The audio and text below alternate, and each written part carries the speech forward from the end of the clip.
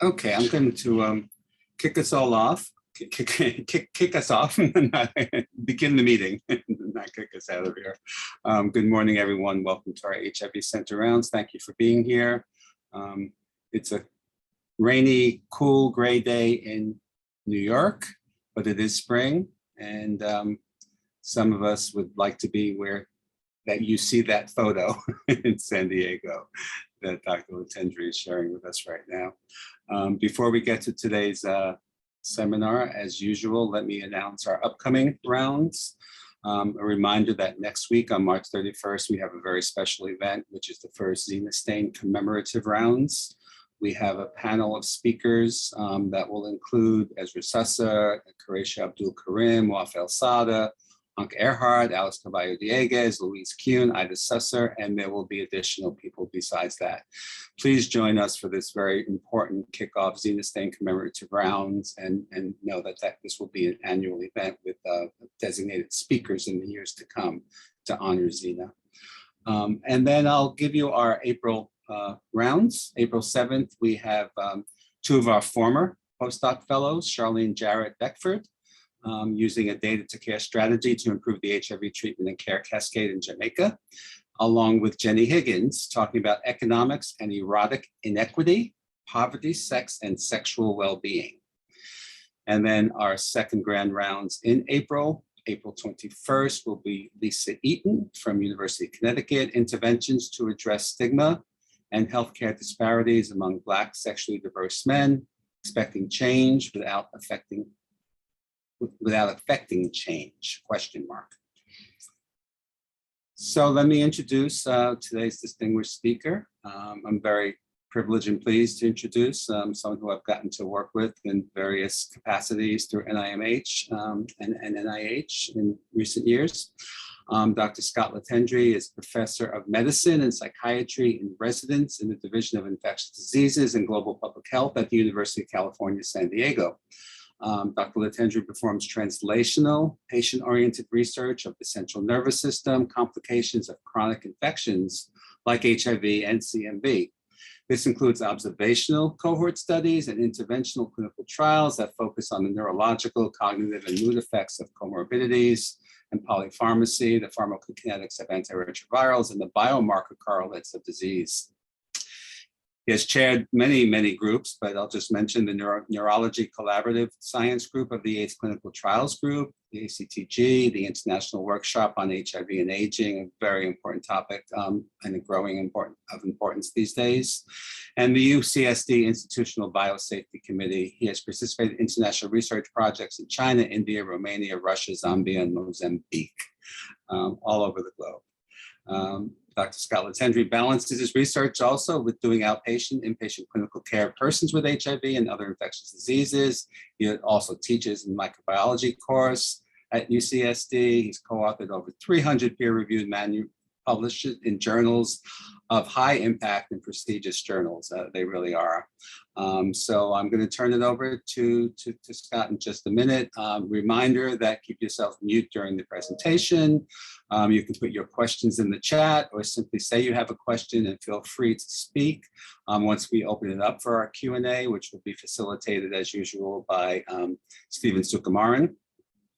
So welcome, Dr. Letendre, and we're going to be hearing about complex cognition, the influence of HIV and comorbid diseases on brain biotypes. Over to you. Thank you, Dr. Remien. I appreciate it. One thing that's not on my bio is that I am technically a New Yorker. I was born upstate, but like many New Yorkers, my family moved to Florida when I was 1. So other than being born there, I don't have much of the experience of living in New York.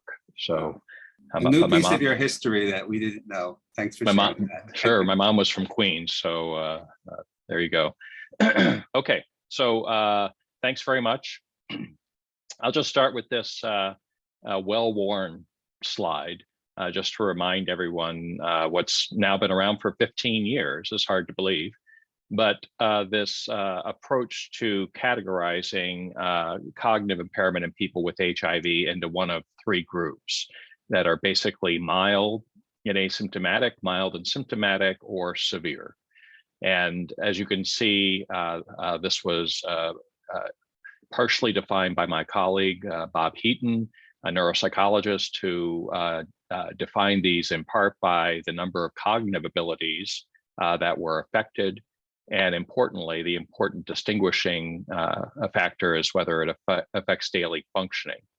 And so while this mildest category of ANI here at the top is not symptomatic, Dr. Heaton has shown using data from the Charter study, which includes a site in New York there at Mount Sinai, that has shown that having this condition increases the risk of progressing to one of the symptomatic conditions later in the course of someone's life.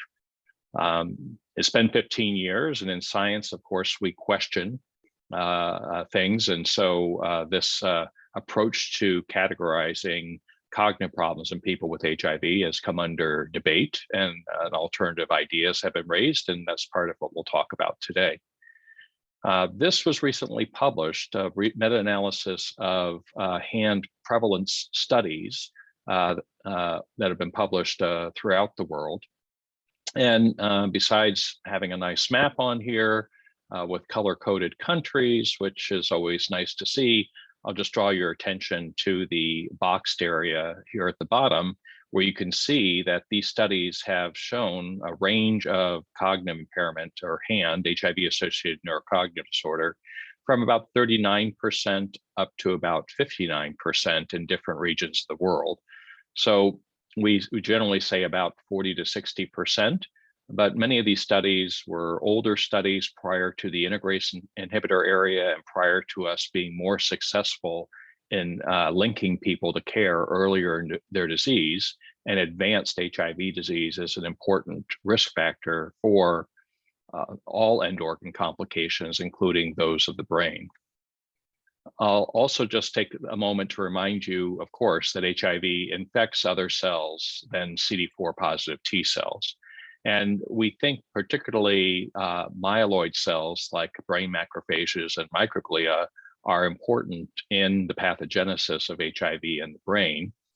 And once in these cells, of course, virus can either have persistent replication, it can produce replication defective virions with viral proteins, many of which have been shown to be neurotoxic, and it's thought to be one mechanism by which the brain continues to be injured even while people are on effective antiretroviral therapy. And then latency, which is important for the cure strategies. So in the brain and peripherally, neurons are not infected by HIV, and there's fairly strong evidence supporting this. But in the brain, here's a blood vessel and here's brain parenchyma. Cells that are latently infected or not latently infected or can be replicating virus are immune privileged and are allowed to migrate into the brain, and they carry with them the virus. So this Trojan horse mechanism is thought to be a principal mechanism by which HIV gains entry to the brain, but data also show that HIV can transcytose across brain microvascular endothelial cells as well. So regardless, virus does get in. It infects vulnerable cells like the myeloid cells I said, but also astrocytes can be infected, but they don't, but in a restrictive manner. They don't produce intact virions. They produce replication defective virions and neurotoxic viral proteins. And this combination of events, the activation of cells with inflammation and production of neurotoxic molecules, the infection of vulnerable cells, and the disruption of their function ultimately is what leads, we think, to neuronal injury, which is what ultimately underpins cognitive problems and other manifestations of brain injury in people with HIV. So the way I like to organize this is categorizing the risk conditions into one of four groups. So those that are HIV related, I mentioned that advanced immune suppression is an important risk factor. HIV can also adapt to those cells in the brain. So we refer to that as compartmentalization. And then the viral proteins I mentioned. There probably are some genetic predispositions to central nervous system complications of HIV. but much focus has been directed toward aging and comorbidities because of the premature aging that people with HIV seem to suffer, and more attention is being paid to social and structural factors as well. And then microbe-related, so dysbiosis and microbial translocation against an injured gut barrier.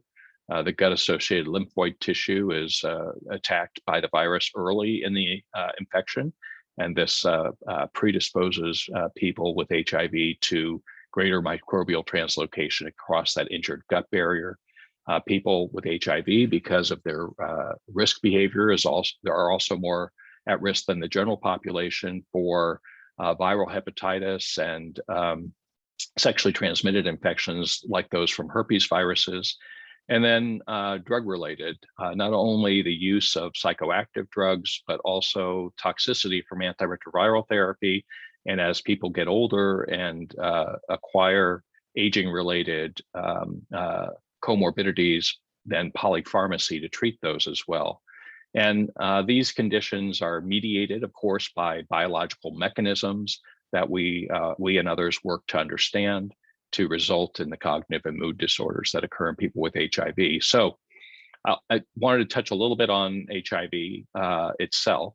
And so we and our colleagues from Europe have also published on this, but we've been summarizing data on people who were not taking antiretroviral therapy, because in this graph, we have almost 3,000 CSF plasma pairs that we've collected for research purposes from nearly 1,500 adults with HIV, again, who were not taking antiretroviral therapy, to understand how the amount of virus in CSF relates to the amount of virus in blood. And what I want you to notice here is that the HIV RNA in CSF here in blue is shifted to the left. In general, it's about 1.5 log 10 copies per mil, less than the concentrations in blood. And I also want to draw your attention to this big peak here at the left end of the graph. About 1 in 6 people have undetectable HIV RNA in CSF, even though they're not on therapy. And so in an article that hopefully will be coming out soon, I refer to these people as CSF elite controllers. But just as with people who are elite controllers of HIV RNA in blood, there may be consequences for having a robust immune response that suppresses the HIV in the central nervous system below detectable levels. About 5 to 10% of people actually have HIV RNA levels in CSF that are higher than blood, and whether there are consequences of that or not, we don't know. But in brain tissue, one of our colleagues here in San Diego, Paula Desplatz, looked at HIV DNA, HIV RNA, and HIV P24, a protein, a viral protein. And interestingly, in this completely separate, independent analysis, Paula found that there was a group of people who died with HIV, who had no detectable HIV DNA, RNA, or P24 in their brain, even though they died with HIV. And so again, it reinforces this idea that there may be a group of people who control HIV in the central nervous system, and that's maybe beneficial for them. Understanding who's not at risk helps us identify who is at risk. Now, one reason why people might have higher HIV RNA levels in CSF than in blood is this idea of compartmentalization.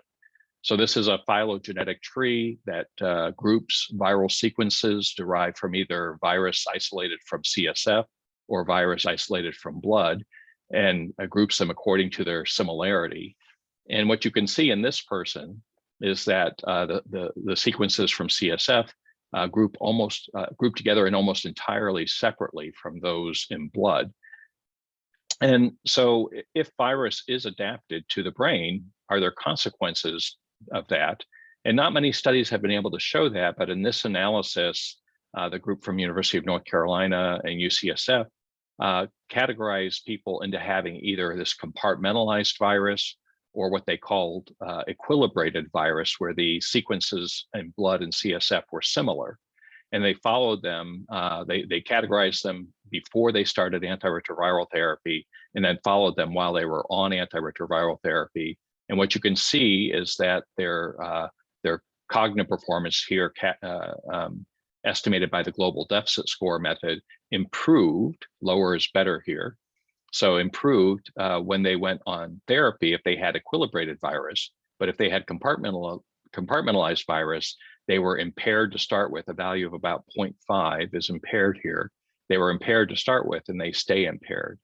So again, not many studies that have looked at compartmentalization have had data like this, but this supports the idea that in a small number of people, that compartmentalization may make a difference in the cognitive trajectory of people once they start therapy. Now, those of us who've been around a while, of course, are very familiar with these data. I was doing my internship in Oakland back in the mid-80s, rather, and I saw many people with AIDS dementia, and it's part of the reason why I got involved in it later in life. But these very nice data from Ned Sachter from years ago looked at the changes in various central nervous system complications in people with HIV, and showed that many of these improved, particularly HIV dementia, over the period from the early 90s to about 2011, with the advent and increasing uptake of combination antiretroviral therapy. So similarly, we've looked at our own data, and what we've seen is that the overall proportion of people with HIV who have cognitive problems has not changed very much, but the severity has, consistent with what Ned found all those years ago. That if you can see here, the lighter colored bar is before 1996, and there was a much greater proportion of people with HIV-associated dementia. But after 1996, after HART or combination ART was begun, this proportion was greatly reduced, but the proportion of people with this milder form increased. So I want to just use those circle graph that I showed you before, and you know that the prior slide speaks to changes over time with the disease and in the field. What I want to take you through here is changes over time in an individual person. And so I've categorized these stages into before HIV infection, after HIV infection, after linkage to care, period of clinical stability, and then premature aging. And before infection, there are, of course, conditions that can affect cognition and mood and other central nervous system functions, and these include the risk conditions that put people at risk for HIV. So drug use and sexually transmitted infections like herpes viruses and viral hepatitis. Even before HIV, there can be dysbiosis in people who are using drugs and having risky sex. And so these conditions are also important. And then social and structural factors and genetic vulnerabilities are there as well. After infection, then, all these factors that I mentioned before having to do with HIV occur. And it may be the case that people who are using more particularly risky drugs like injecting heroin or other drugs, using stimulants like methamphetamine or cocaine, that people who engage more in that behavior are, of course, more vulnerable to HIV infection. And so they may have a greater impact of drug use on their cognitive function and mood. And then as immune suppression advances, then the contribution of these microbe-related factors may increase as well. Now, I should mention, of course, again, with linkage to care, better linkage to care, not everyone is advancing to the same degree of advanced immune suppression that we used to see prior to therapy. So, of course, that's very good news, but this circle that is similar to the others is simply saying that in many people, we do still see people advancing to immune suppression prior to therapy. But once they do get linked to care, the effective HIV replication, of course, greatly is reduced. The dysbiosis can continue. If they have reactivation of herpes viruses, we can treat that. We have cures for hepatitis C and treatment for hepatitis B, so the effect of viral hepatitis should be lessened. And hopefully we can get people into rehabilitation and reduce their drug use or eliminate it. But when we add antiretroviral therapy, there's also, of course, a risk for toxicity. So I thought I'd just show you this, that comparing men who have sex with men who have HIV to men who have sex with men without HIV, people have questioned what the contribution of HIV truly is in people who are treated.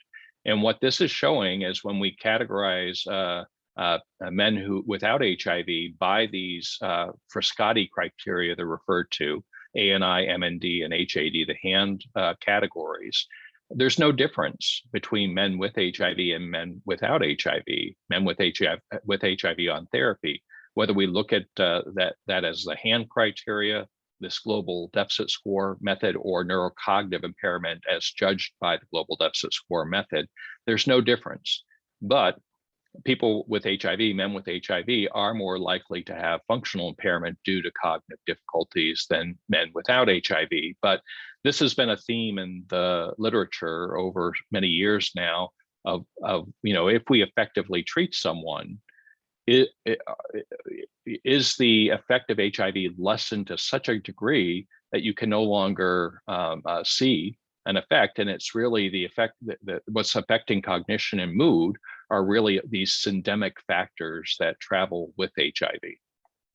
So just coming back to this graph again, this period of clinical stability, the longer people remain in care, hopefully the less the effect of drug use, but the effect of antiretroviral toxicity may increase, and I'll come back to that point later in the talk. I wanted to just make you aware of this condition, CSF escape, CSF viral escape. And NIMH had a consortium some years ago now, because several reports were emerging about this. And there's several definitions, but basically it's having virus in CSF that is equal to or higher than the amount of virus in plasma when people who are on therapy. And what you can see is a broad range from what I've highlighted here of the estimated prevalence across many of these studies. But it's felt that the prevalence is really about 5% or less, which is interesting. If you remember, I told you about 5% of people have HIV RNA levels in CSF that are higher than plasma, even when they're off therapy. So again, no one has shown that the people at risk for CSF escape are these same people who may have compartmentalized HIV. But what Shibani Mukherjee and Dana Gabuzda up in Boston showed was that, and many others have shown, is that there seems to be a role for protease inhibitors, and as well as for drug resistance mutations in CSF. And we haven't seen as many cases of CSF viral escape with the shift to integrase inhibitors, but there have been some. But the idea is that some of the protease inhibitors are known to not achieve therapeutic concentrations in CSF.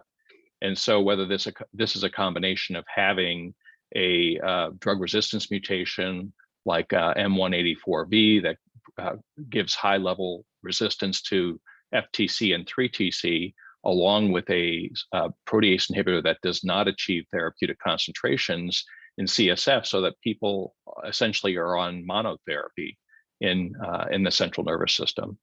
So I don't want to talk more about that. What I do want to talk about is, this idea of whether HIV continues to influence cognitive health when people are on effective antiretroviral therapy. And of course, we define effective antiretroviral therapy by having a suppressed viral load, but there are other ways of measuring virus other than the cell-free HIV RNA. So in this analysis from Serena Sputachep in Yale and Kevin Robertson, they worked in the AIDS clinical trials group to assess people who were on effective antiretroviral therapy and measure cell-associated HIV RNA, cell-associated HIV DNA, and cell-free HIV RNA. And what they found was about 45% of people had detectable cell-associated HIV DNA in CSF, even though they were on antiretroviral therapy. And that's not that surprising, but they also performed neuropsychological testing in these people, and they found that it was these people who had the detectable cell-associated HIV DNA who performed worse on neuropsychological testing. And we've done a bit of this work as well, looking at cell-free HIV RNA over time. And the longer people are on therapy, you can see that we saw not dissimilar percent to what Serena and Kevin saw as people progressed on therapy to longer duration, a low percent. But over time, what we found was having detectable cell-free HIV RNA and CSF was associated with worse performance globally, as well as in these three cognitive ability areas, or particularly in these three cognitive abilities. So premature aging, as people get older, then of course, a big influence are these age-related comorbidities that I mentioned. And then of course, as physicians, we try to treat those, and we subject people to the risks of polypharmacy as well. So as people get older, those then affect cognition. So I'll talk a little bit about comorbid diseases, which was my original charge. And in this analysis from the Charter study that, again, Susan Morgello up at Mount Sinai is one of our 6 sites and participates in.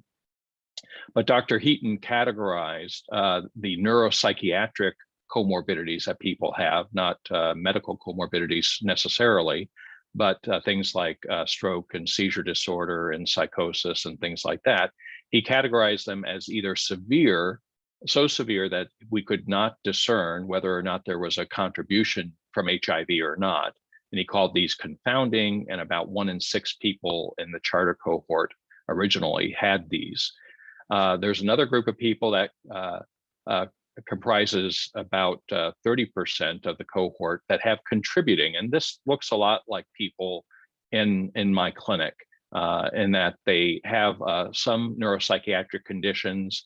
They're not very severe, but they contribute to their cognitive health trajectory. But in these people, Dr. Heaton felt that there was still a distinguishable contribution of HIV. And then a group of people that's just over half of the cohort who have no other serious neuropsychiatric comorbidities. And in those people, the contribution of HIV is clear. Here, the best performing people, here lower is better. The best performing people had CD4 counts, CD4 nators above 200, and an undetectable viral load. But you can see what a contribution these neuropsychiatric comorbidities have in the proportion of people who are cognitively impaired. Years ago now, Jim Becker from Pittsburgh using MAX data and Edwina Wright from Melbourne using START data showed that there was a contribution of cardiovascular disease and increasing risk for cognitive problems as well. And so, and that's, I mentioned them because I think Jim and Edwina were really among the earliest people to note this, but there have been many confirmatory findings since then.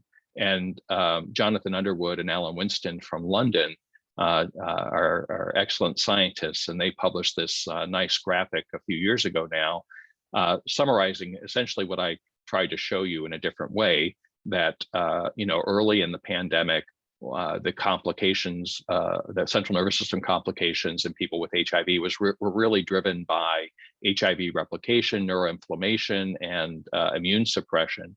But as the therapies have become more potent and less toxic, those effects have declined. And what we see more now are the effects of these comorbid medical diseases, neurodegenerative diseases associated with aging, like Alzheimer's disease and Alzheimer's disease-related dementias, and drug and alcohol abuse. Now, I am an infectious disease physician, and I just finished working 2 weeks in the hospital, so other pathogens are always on my mind, and really there does seem to be increasing evidence for a contribution of herpes viruses. Tomas Lupia and a friend, Andrea Calcagno from Torino, published these data with one of my colleagues here in San Diego, Sarah Janella. And what they found here was that in people who were not on antiretroviral therapy, so they had detectable viral loads for HIV in their plasma, that if they found EBV DNA, Epstein-Barr virus DNA in their CSF, they had higher CSF HIV RNA levels. And there was also a trend here, even in people who were on antiretroviral therapy and had undetectable viral loads in blood. We've looked at the B cell response, the anti-CMV IgG for CMV, and we found somewhat similar findings here in people who are not on antiretroviral therapy.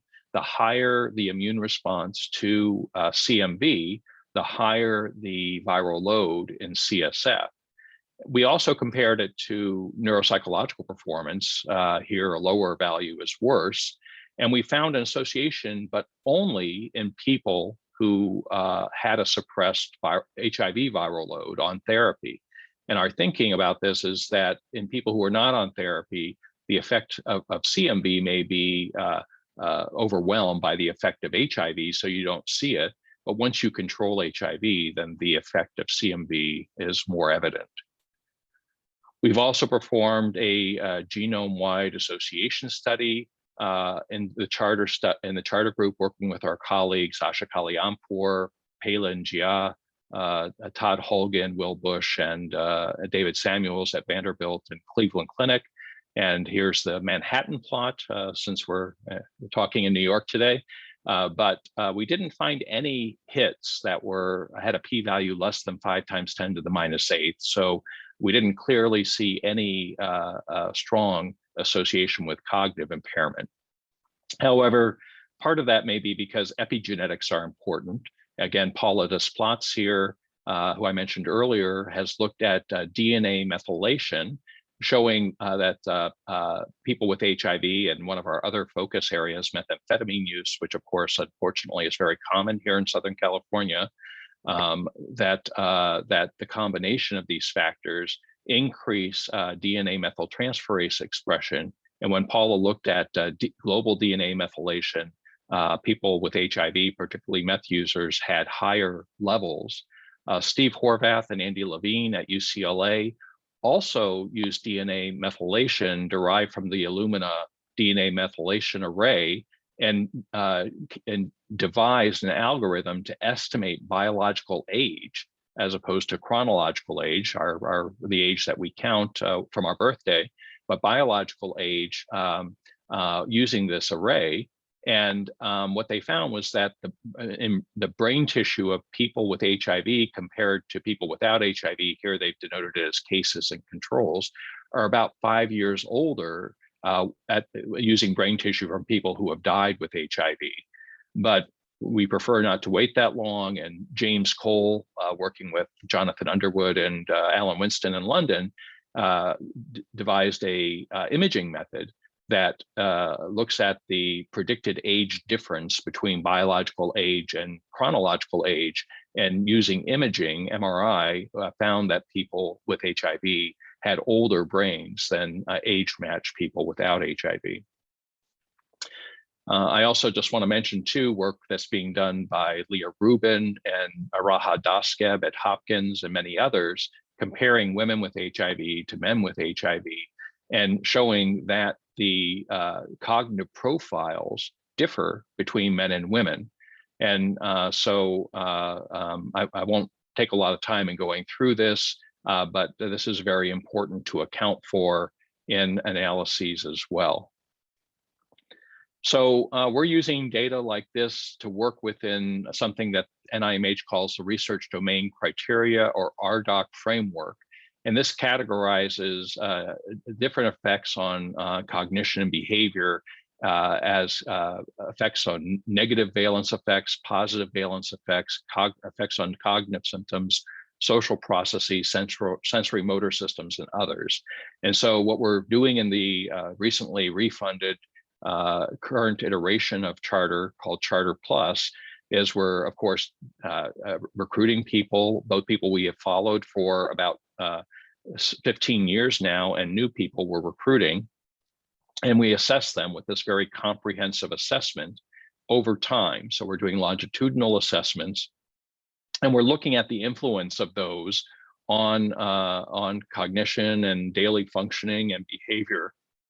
And we're looking at modifiers as well, social and structural factors, as well as developmental and environmental aspects. And increasing evidence is really supporting the importance, as I'm sure you know, of childhood trauma and childhood experiences on adult behavior. And so we're really tending to that. But our hope is that we can distinguish the phenotypes of people that will be more biologically relevant, so that we can better characterize the mechanisms, the biological mechanisms that lead to the different types of injury, and that leads to different types of cognitive and mood problems and behavior, and then better devise therapies for them. So from Charter, the last iteration, we brought 400 people back after 12 years after their initial assessment. And we looked at their cognitive performance over 12 years and used something called the regression-based summary change score to characterize whether they improved, stayed the same, or declined their cognition. And what we found was that, again, not a very strong HIV effect here, because nearly everyone was on antiretroviral therapy and had a suppressed viral load. But what we found was that people who declined over 12 years were more likely to have diabetes, chronic lung disease, major depressive disorder, a lifetime cannabis use disorder, had longer durations of antiretroviral therapy, had hypertension, and did not take antihypertensives. So again, sort of in keeping with this idea that the importance of these comorbid diseases. Interestingly, when we look at the different cognitive abilities, the conditions that affected the largest number of cognitive abilities were diabetes, depression, age, and antihypertensive use. But I want to draw your attention to that, these different conditions seem to be linked to different cognitive abilities, problems in different cognitive abilities. So when we look at them all together, sometimes it amplifies the signal, sometimes it dilutes the signal. And so it's important to understand which of these conditions affect which cognitive abilities, again, with the idea of biotypes, understanding mechanisms, designing therapies. I also thought I'd show you this. This is some of the characteristics of the Charter participants at the different sites. And I didn't remake this. I organized it from West Coast to East Coast. And so San Diego's here on the left and New York is here on the right. But I color coded it just to bring out the potential importance of the variation between sites. And so, we might see different findings in San Diego and those reported from London. But in trying to understand the truth, where the truth is, we have to understand how those environments differ. And so San Diego and New York are very different. The stressors are different. The composition of the population is different. The risk factors are different. So what you can just see here is that generally people in San Diego were a bit younger than those in New York. We have far less women. So Dr. Morgello does an outstanding job of recruiting women into the cohort. And so she has 40% in New York. We only have 8%. In San Diego, only 8% of the population is African-American. And so our percent of African-Americans in the cohort is 11%. And that represents the pandemic here in San Diego. In New York, it's 60%. They also were similar in terms of Latinx people, but even that we have to think about a lot, because in San Diego, Latinx people are more likely to be from Mexico and Central America, whereas in New York, they're more likely to be Caribbean, from the Dominican and Puerto Rico. So those have different effects on someone's childhood experience, their education, cultural effects, and so on. And then there are differences in terms of cognitive impairment and depression as well. We have more depression in San Diego. So, but I also wanted to show you the substance use diagnoses too, because that's important. And what you can see here is that in San Diego, again, this problem we have with methamphetamine, 41% of our participants have a lifetime methamphetamine disorder diagnosis, only 2% in New York. With cocaine, with New York, 59% cocaine lifetime use disorder, only 25% in San Diego, and then differences in opioid use as well. So again, what influence does this have on observations and on treatments in people in New York versus people in San Diego? Now, I just want to finish with focusing on antiretrovirals a bit. So part of my work has been measuring antiretroviral concentrations in CSF. So this is showing data for some of the protease inhibitors, some of which are quite old, in blood in red and CSF in blue, with the 50% inhibitory concentration at the dashed line here, and just showing some of the data. But atazanavir, interestingly, is the drug that's been most strongly associated with CSF viral escape. And what you can see here is about 50% of people have subtherapeutic concentrations in CSF. So I won't dwell on that, but we found that when we try to estimate the how well an antiretroviral regimen distributed into the central nervous system, that it was associated with viral loads in CSF, some soluble biomarkers of inflammation. But when we tried to compare it to, and we and others tried to compare it to cognitive performance, we got very mixed results, so not a consistent result. And part of this, of course, is because antiretrovirals don't just inhibit HIV, they can cause toxicity as well. So, and importantly, it depends on when the antiretrovirals were started, whether someone had cognitive problems already or they did not. And so we performed this NIH-funded clinical trial in Beijing several years ago now. And what we did was, working with our colleagues in China, was randomize people who were antiretroviral naive and did not have cognitive problems to one of the first-line regimens at that time. And what we found was over 96 weeks that people who were on efavirenz, tenofovir, and 3-TC declined more using, again, this regression-based summary change score than people who were randomized to the alternative regimen. And when we looked at this as the percent of people who developed cognitive impairment over time, it was a medium effect. The people who got randomized to this efavirenz regimen had about a 50% increase hazard of developing cognitive impairment over 96 weeks compared to the alternative regimen. So prevention, like a lot of things in medicine, is probably better than treatment. So about this toxicity issue, there are animal data, and we published some human data that I won't, in the interest of time, I won't show you, but it's because the animal data are even more compelling. And but animal data have supported that concentrations in brain may be not only higher than in CSF, but in this instance here on the left from Paul Curley and Marco Siccardi at Liverpool, that the concentrations may be higher in brain than in blood. So here they use physiology-based pharmacokinetic modeling of efavirenz concentrations in brain tissue. And you can see the median here is about 50,000 nanograms per mil. And up here for blood, it's only at the peak, it's only about 4,000. So concentrations higher in brain than even in blood. And Nitya Srinivas, working with Angela Kashuba at the University of North Carolina, also looked at brain tissue concentrations. And you can see consistently on this log scale that across many drugs, the concentrations in brain tissue in the dark bars is higher than the concentration in CSF. So that's not to say that CSF drug concentrations are entirely without value, but it does tell us that they may not reflect well what's going on in the brain.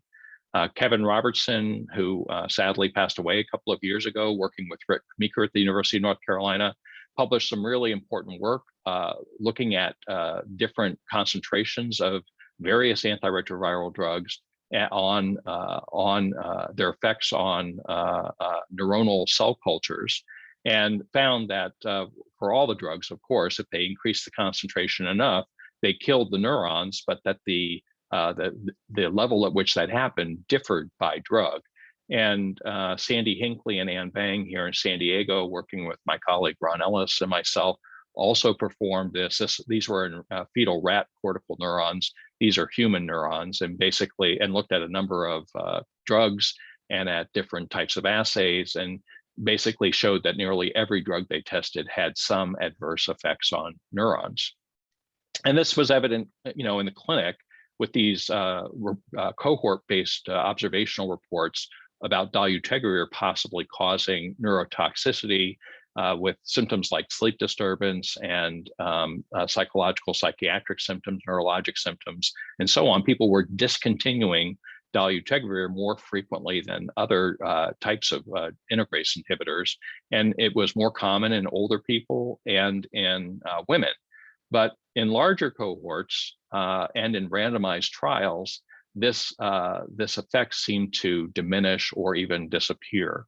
So we don't know whether this is simply a reflection of some sort of bias, or whether it's a difference between a randomized trial that tends to recruit cleaner populations without as many syndemic factors, versus clinic populations where we have all comers, and we have older people and younger people and drug users and non-drug users, and whether that eventually leads to more problems. So, but we also performed a clinical trial in the AIDS clinical trials group that we just reported last month, the results of which we just reported last month, in which we took people who had cognitive impairment, who had hand, and we randomized them to intensify their regimen. So we randomized them to either dual placebo, dolutegravir plus placebo, or dolutegravir plus moraviroc. And the primary finding was that there was no difference between the arms. Here, a higher value here is better. So consistent with the practice effect that we know occurs in people with HIV, everyone improved their performance over time, but there was no difference between the arms. And so if low-level viral replication in the central nervous system was driving cognitive impairment in people with HIV, we would have expected that intensifying their regimen would have treated that. But that didn't seem to be true for the 191 people we enrolled in this study. Also, we don't always see this, but their Beck depression inventory, their depressive symptoms improved while they were on the regimen during the course of the study. But again, no difference between placebo and the other arms. So just close to finishing up here, I just want to remind you, of course, this idea about polypharmacy. It's a big focus for us at the moment, but that other prescribed drugs other than antiretroviral drugs can also affect cognition. And so we're working with Raha Daskeb and Leah Rubin from Hopkins, who I mentioned before, to better understand this. And in this poster from Croy, Raha presented these different types of patterns that we were observing in this very large group of participants that combines Charter with our HNRC P30 and NIMH P30 cohort with the NNTC, the National NeuroAIDS Tissue Consortium, and other cohorts. So it's a much larger cohort than just Charter. But she saw several patterns, and these rotated components, or RCs, are basically combinations of different prescribed drugs.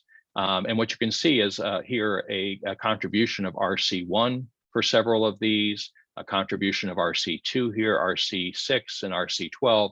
And I've listed down here at the bottom the drugs that are included in each of these categories.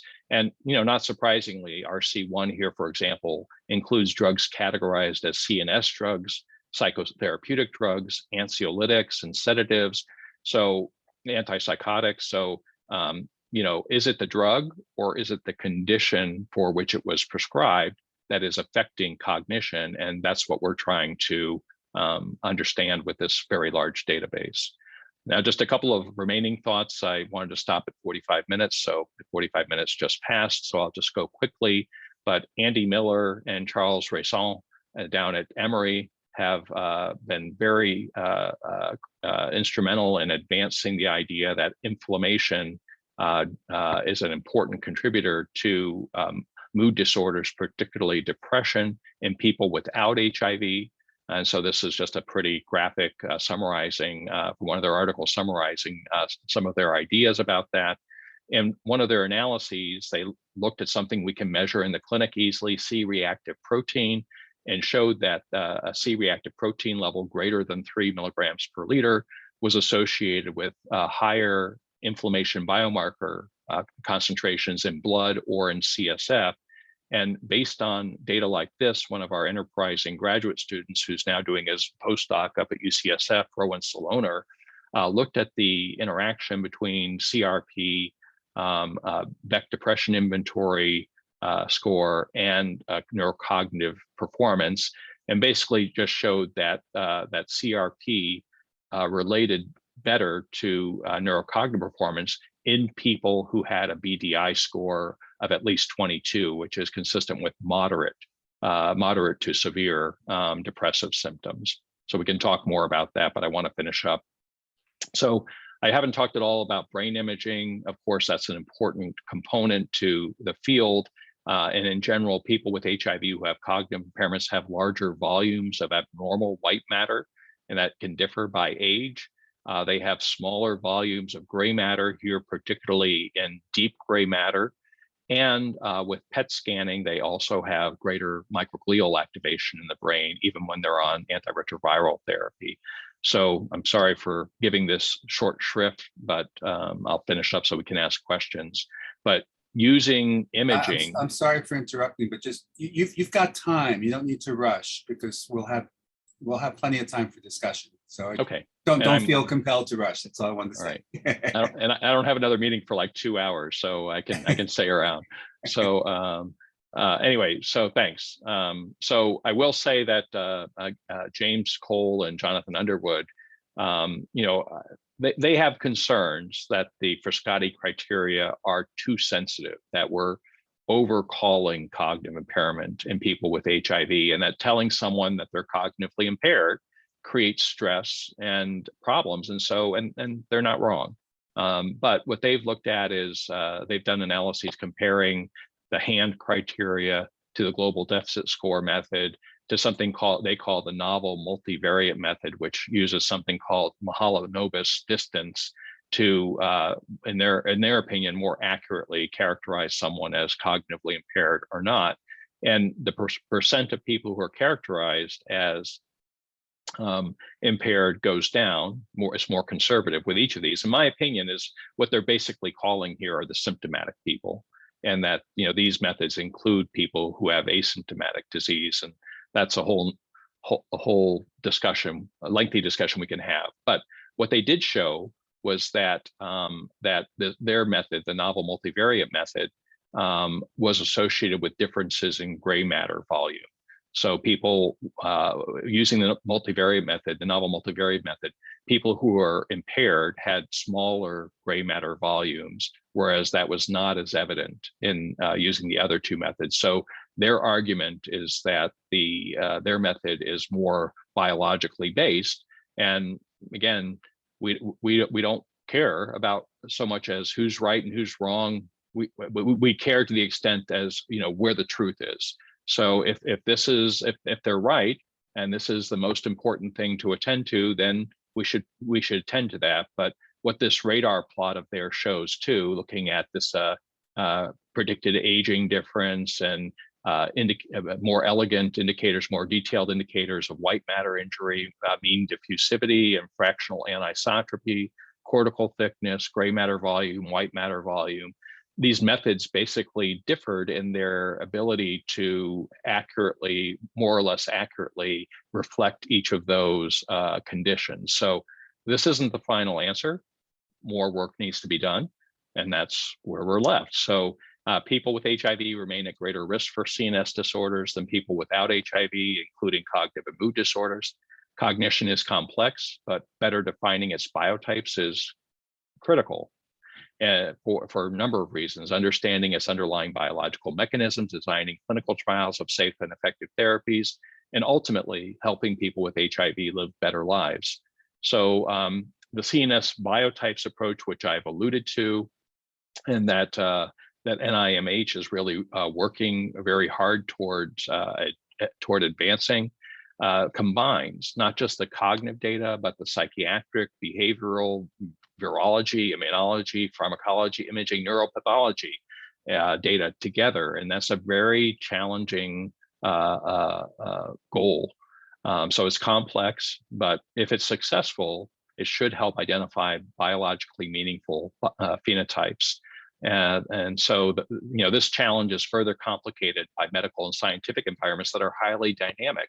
While we're doing this work, there's going to be new therapies emerging. There's going to be new people infected. There's going to be new challenges, COVID, so understanding and contributions of all of these, we have to function with this within this environment that's very dynamic, and that's a challenge. So I was reminded as I was finishing up this talk, miles to go before I sleep. The woods are lovely, dark and deep, but I have promises to keep, and miles to go before I sleep, and miles to go before I sleep. So thank all of our study volunteers, our funding organizations, all of my colleagues, and here's our library on our main campus here, our main library. So thank you very much, and I'll be happy to take questions.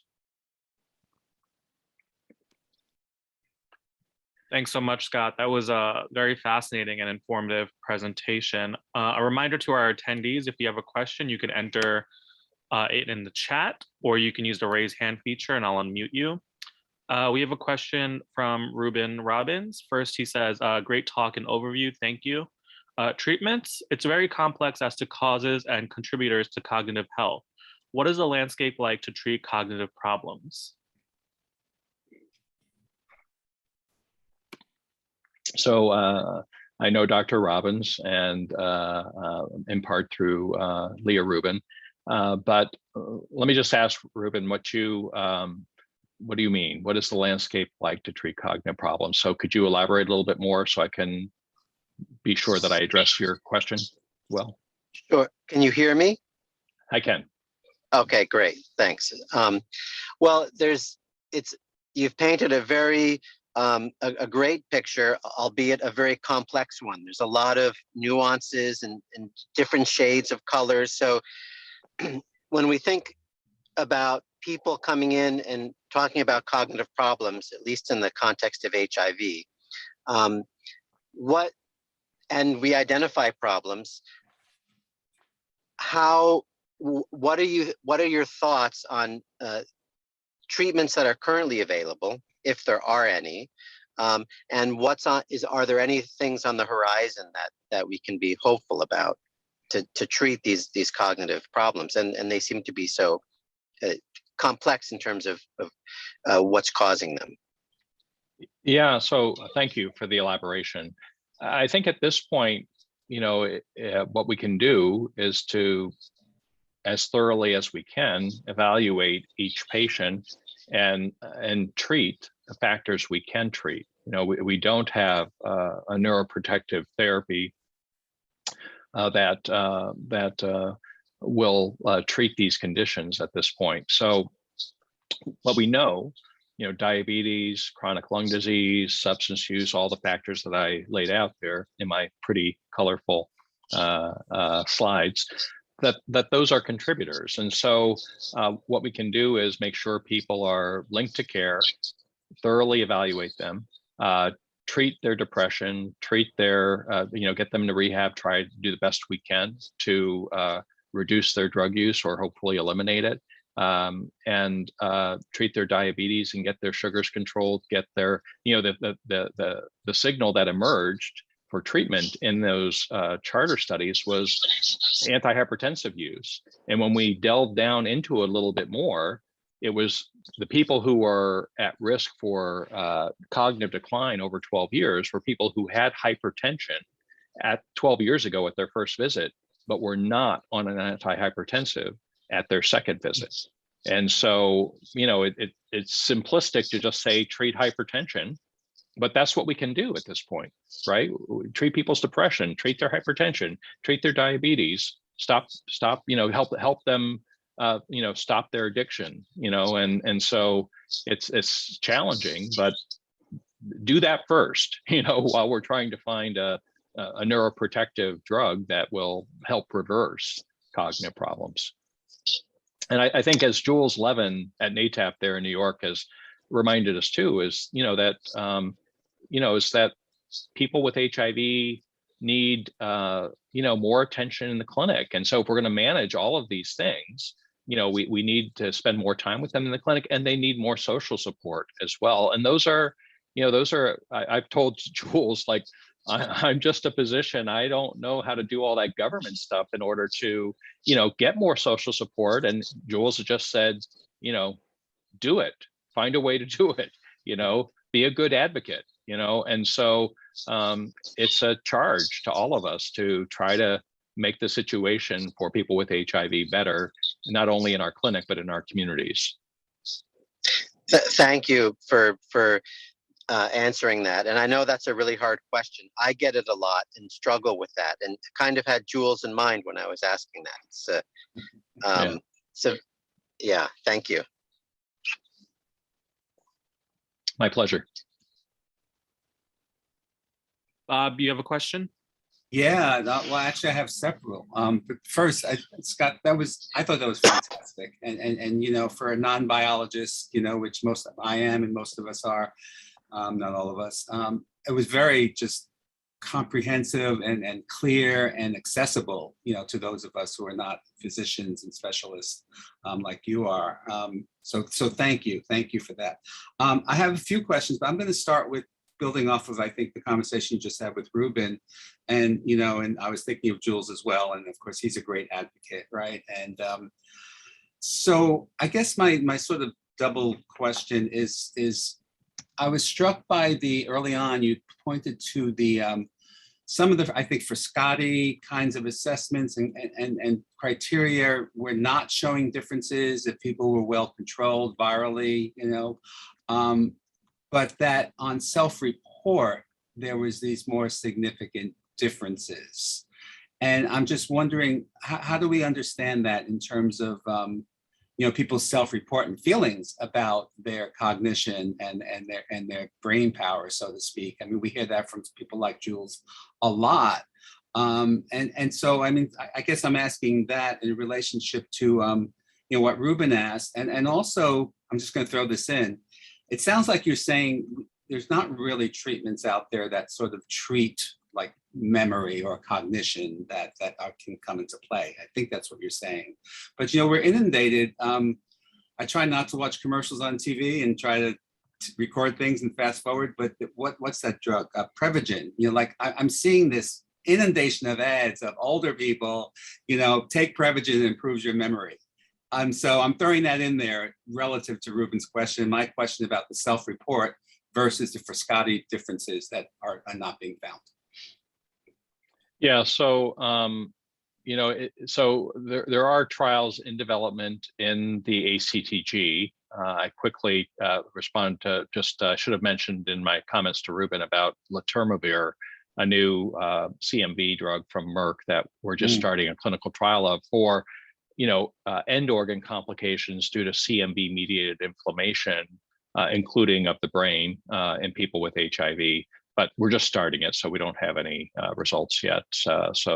But that might be something in the future we could do. But the problem with things like that, so I mean, there's also studies that have shown that exercise. There was just a poster at CROI that exercise improves strength and cognition, but the AIDS clinical trials group will not do a clinical trial of exercise because, and this is one of the challenges of, working within this environment, is that clinical trials are expensive, multi-center clinical trials are expensive, and someone's got to pay for it.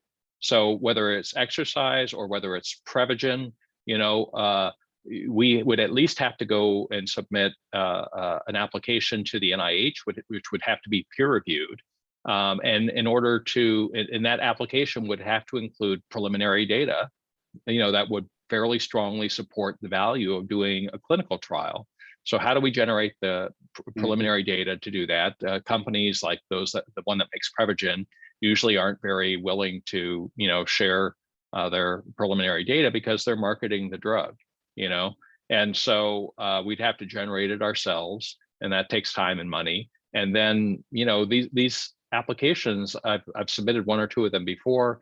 We have the Center for Medicinal Cannabis Research here. We think that modest levels of cannabidiol use may be beneficial and anti-inflammatory in people with HIV. But part of the reason we have a Center for Medicinal Cannabis Research is that it's challenging to get applications funded through peer review and funded at NIH. So for cannabis. So anyway, it just highlights, I think that, so those are some of the structural factors in the system that limits our ability to be able to develop treatments for these conditions. But it's also how much reviewers think we have a clear idea about the phenotypes as well. Again, the reviewers will know this multitude of factors that can put people at risk for cognitive problems. And as one of our genetic scientists said years ago with our GWAS study, that cognitive impairment in people with HIV is a dirty phenotype. And he didn't mean that derogatorily, he just meant that it's complex, which is the point of the whole talk today, right?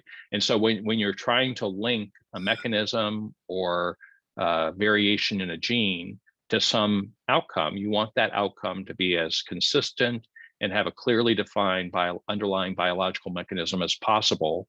And we don't have that at this point. So it affects everything we do. It affects our ability to do that sort of study, to do the clinical trials and so on. So there's potential value in this whole biotype movement in the last couple of years.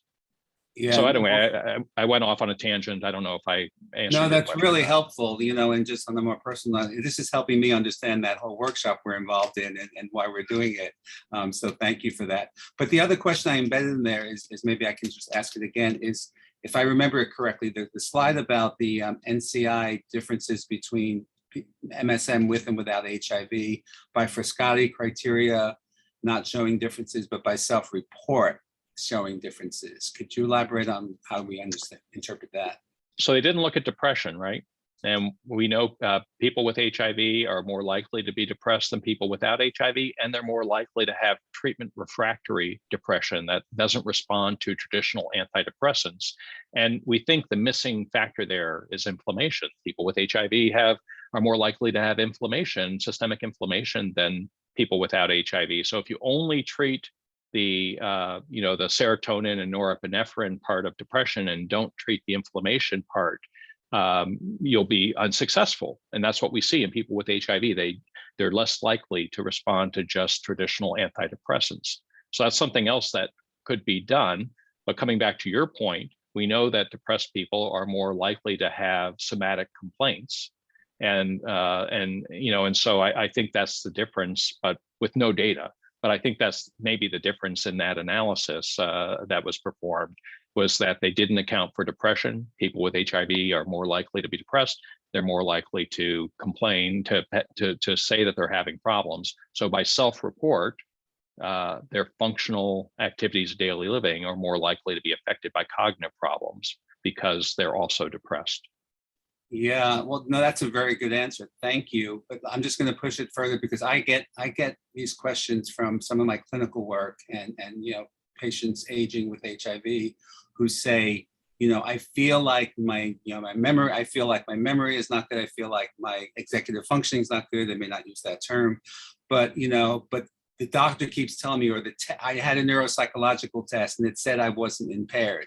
So I'm just trying to what's the language we use for someone who's experienced not just depression, but cognitive impairment, but the neuropsych battery is saying, well, you're normal within your age range or something like that. I'm not sure if I'm asking that, but that's kind of what I hear from some patients. Yeah, well, what I would do as a physician, I'd say, well, let's talk about other factors. You know, are you using any drugs that could affect, you know, your thinking and memory? How's your alcohol use? How are you sleeping? Right, because sleep can certainly play a factor here.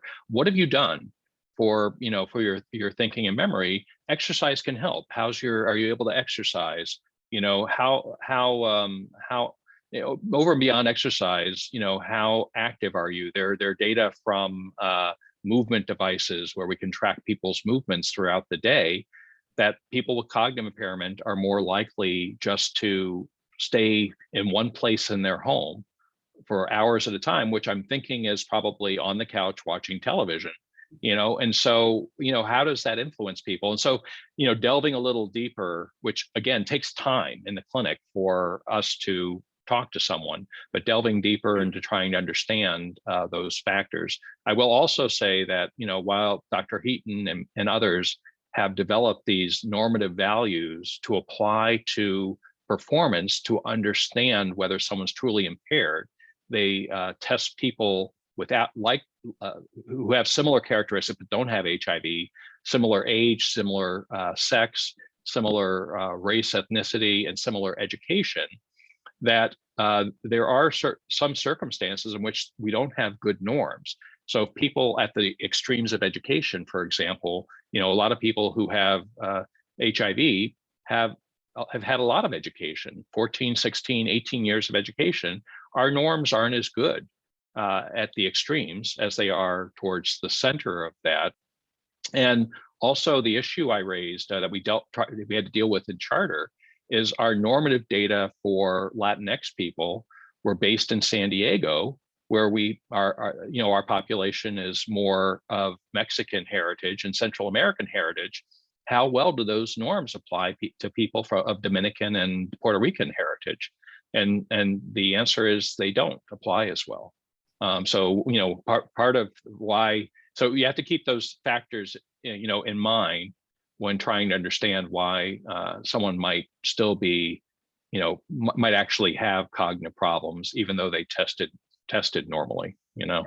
Thank you very much. I'll let other people ask questions. Thanks. Thanks, Bob. We have a question from Matthew Stolman. Matthew asks, how would new and effective therapies or any clinical change in how we treat patients for that matter differ based on our knowledge of biotypes? It would be nice to hear some specifics if any have been proposed. I was reading Matthew's second question while you were reading his first, so I'm prepared to answer his second question, but let me look at his first one.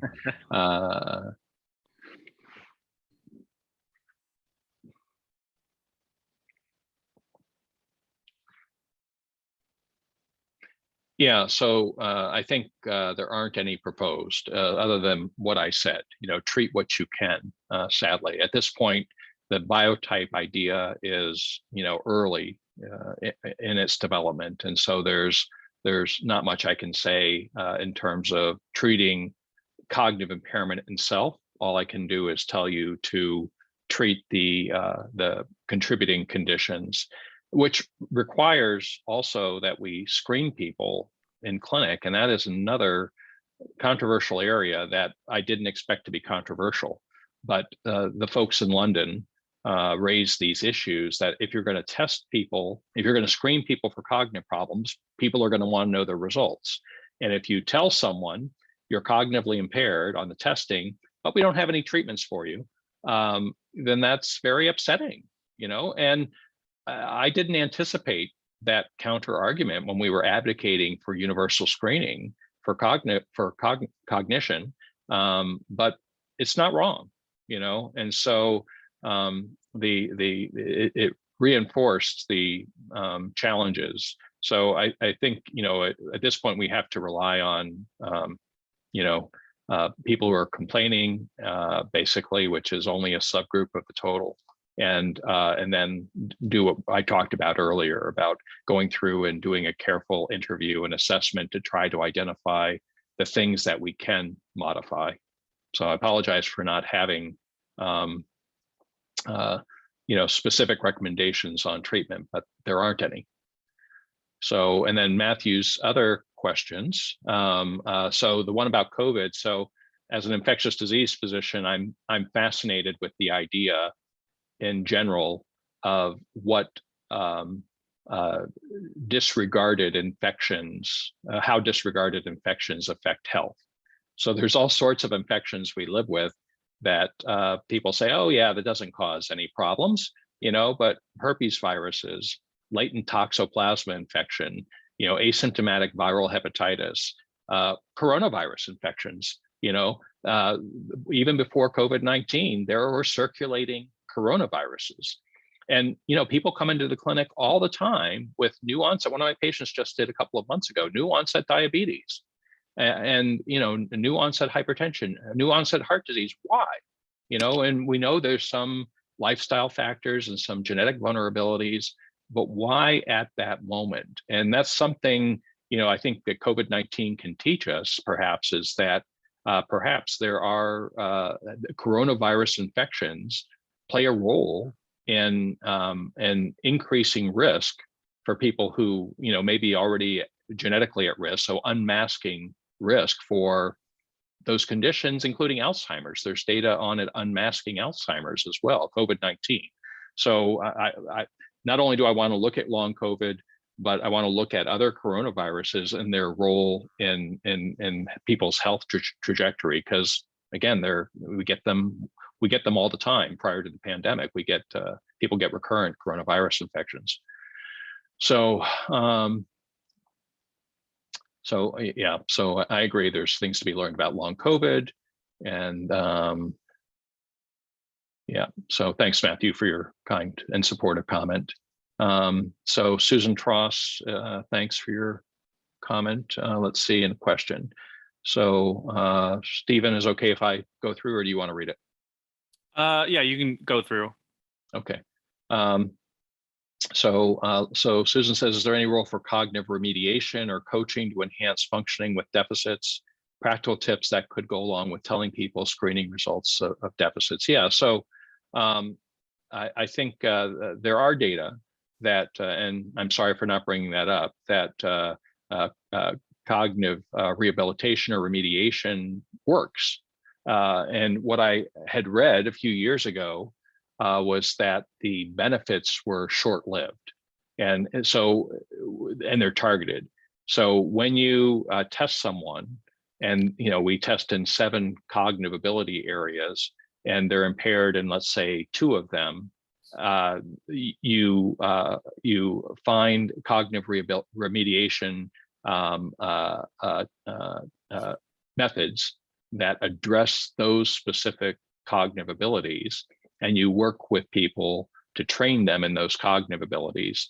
And again, from what I'd seen a few years ago, I thought, well, that's valuable, but the benefits are short-lived. You basically have to continue the cognitive rehabilitation. I'm just used to saying, as opposed to remediation. I don't know if that's bad. I apologize if it is, but cognitive rehab, that you have to continue it. And I sort of dismissed it as not feasible, but other people have not. And so they said, yes, they can be short-lived, but some of them may not be. And what's the cost really of continuing that cognitive rehab if it makes a beneficial effect in someone's life and we don't have other therapies? So there are people who are trying to move forward cognitive remediation, cognitive rehabilitation methods as a treatment when we have no others. So I do think there's value in that. And I, again, apologize for not remembering to bring it up earlier. Thanks, Scott, and thanks, Susan, for your question. Michael Yin has a question. Mike, I'll unmute you now. You're free to talk. I do want to thank Michael for referring 2 trainees to our sustained training in aging and HIV research training program. So it's been a very successful program, and the trainees were fantastic, and we just got our funding renewed. So thanks, Michael, for your support. Of course, Scott. Congrats too. It's a fantastic program. This is a fantastic talk. I'm so happy that you were able to come and give this talk. I have 2 quick questions. In the ACTG ART intensification study, did you see changes in the CSF biomarkers of inflammation in the process and along with decrease in the viral load? So everyone was suppressed. We are measuring those low-level indicators like cell-associated HIV DNA, but we don't have those data yet. We didn't have much money left over for a big panel of biomarkers. I think we only measured like 5 biomarkers. And the main thing we saw were differences in MIP1 beta in the arm that got Maraviroc. And that's known to occur. So there were increases in MIP1 beta in blood and CSF, a trend in CSF in the Maraviroc arm only. And none of the values, I think, correlated with change in neuropsychological performance. Oh, it's very disappointing. The other question I had, I was totally struck by your charter data that showed the regional differences in neurocognition. So we, through the Ys and stuff, we were always struck by how the fall rates really differed geographically at the site level. And it wouldn't really go away after you adjust for demographics and other things. There are true sort of regional differences. For the falls, we kind of attributed to some differences in geography, but I'm not sure that's something that you can attribute to. Do you? So I guess the questions are, number one, is there a move to trying to formulate different norms for different regions? Might that be helpful, especially with regard to this understanding that if you, as you advocate for screening, you should be able to provide data that are meaningful in terms of giving people, thresholds that are meaningful, that are not going to cause them to distress for undue reasons as well. So let me tell you, as an introduction to my response, let me just tell you, in the new, just refunded version of Charter, we're going to be recruiting 3 new groups. So one, it will bring back 200 people from old Charter, but those people have had HIV for 25 to 30 years, and nearly all of them advanced to AIDS and low CD4s, and that's important. But they don't generalize well to people who are, recently infected, start integrase inhibitors, with CD4s above 500. So that's one group we're bringing back to try to address that question in that slide from London about, MSM with HIV versus MSM without HIV. So we're recruiting 100 people who've been recently infected and started therapy quickly before their CD4s dropped. We're also, relevant to your point, we're also recruiting 100 people without HIV who have the same risk conditions, and that's the group that's relevant to that slide, who don't have HIV, who have the same risk conditions as people with HIV, but don't have HIV.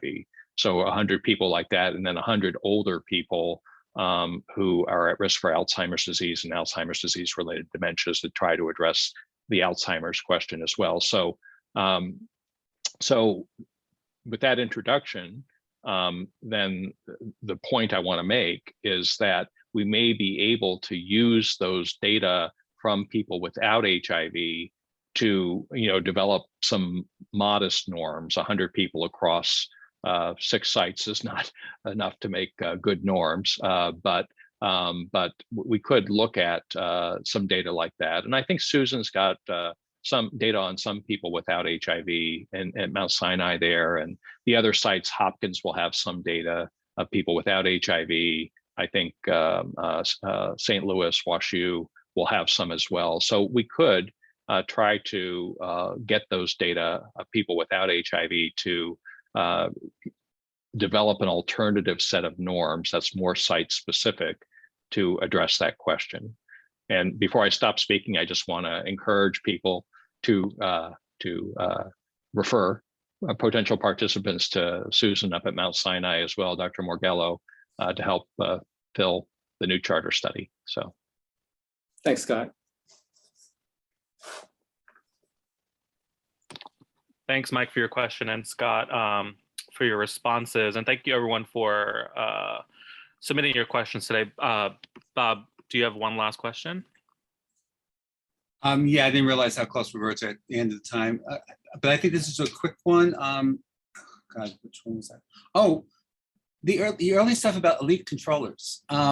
I was trying to follow that, and I'm not sure if I caught it all. But the plasma versus CSF.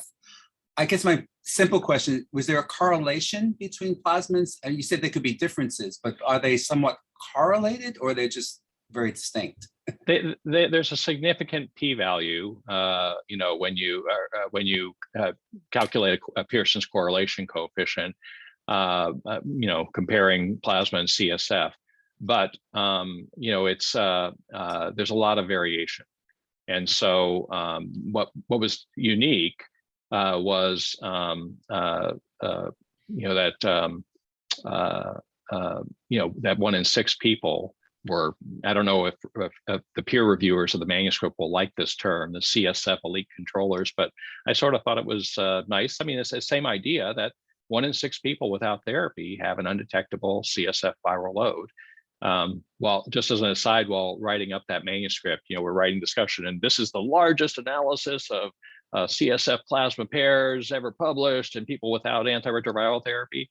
And I showed it a couple of years ago at a conference with a small workshop with some of our colleagues in Europe.